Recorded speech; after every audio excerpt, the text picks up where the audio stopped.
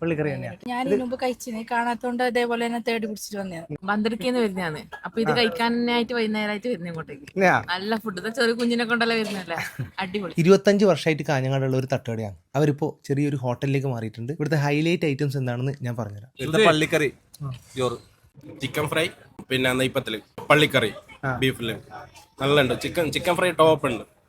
First ആയിട്ട് try ചെയ്യണം എന്തായാലും, മസ്റ്റ് ആയിട്ട്. ബീഫ് ഭയങ്കര ടേസ്റ്റ് ആണ്. ഇവർക്കൊക്കെ പള്ളിക്കറിയാണ് ഹൈലൈറ്റ് എങ്കിൽ എൻ്റെ പേഴ്സണലായിട്ട് ഹൈലൈറ്റ് ആയിട്ട് എനിക്ക് തോന്നിയത് ഇവിടുത്തെ കൊട്ടുകറി അല്ലെങ്കിൽ ബീഫിന്റെ എല്ല് കറി. നോർമൽ നമ്മൾ ബീഫ് കറി കൂട്ടുന്ന പോലത്തെ ഒരു ടേസ്റ്റ് അല്ല. ഇതുവരെ എല്ല് കറി കഴിക്കാത്തവരാണെങ്കിൽ മസ്റ്റ് ആയിട്ട് കഴിച്ചോക്കണം. കാരണം ഇത് ഉണ്ടാക്കുമ്പോൾ എല്ലിൻ്റെ ഉള്ളിലെ മജ്ജയിലെ ഊർന്നു വന്ന ഒരു ഗ്രേവി, അതൊരു സ്പെഷ്യൽ ടേസ്റ്റ്. കൂടുതൽ ഇറച്ചിയൊന്നും ഉണ്ടാവില്ലെങ്കിലും അതിന്റെ ഗ്രേവി സൂപ്പർ. ഞാൻ 10-25 വർഷമായി കാഞ്ഞങ്ങാട് തട്ടുകൾ നടത്തിക്കൊണ്ടുണ്ടായിട്ടാണ്. നമ്മൾ ഉണ്ടാക്കുന്ന ഫുഡ് എന്ന് പറഞ്ഞെങ്കിൽ നല്ല മായൊന്നും ചേർക്കൂല, ഒന്നും കൂട്ടൂല, അജിനാമോട്ടോ അങ്ങനത്തെ ഒന്നും മോശമായ ഒരു സാധനം കൂട്ടും. എല്ലാം നാടൻ ഫുഡാണ്. കളറോ കാര്യങ്ങളോ ഒന്നും ഉപയോഗിക്കാറില്ല.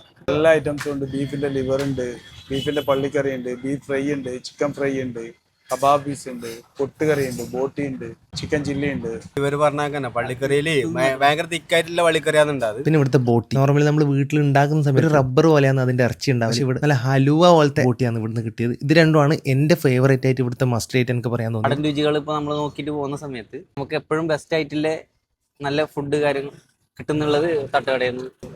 ഇതിന് പ്രോപ്പർ ലൊക്കേഷൻ വരുന്നത് കാഞ്ഞങ്ങാട് നോർത്ത് കോടശ്ശേരി ABCന്റെ നേരെ ഓപ്പോസിറ്റ് അല്ലെങ്കിൽ ചെമ്മണ്ണൂർ ജ്വല്ലറിന്റെ തൊട്ടടുത്തായിട്ട് ഷുക്കൂർച്ചാന്റെ തട്ടുകട. ചൂട് സാധനം സ്പോട്ടിൽ കിട്ടും, നമ്മൾ വെയിറ്റിംഗ് ഇല്ല.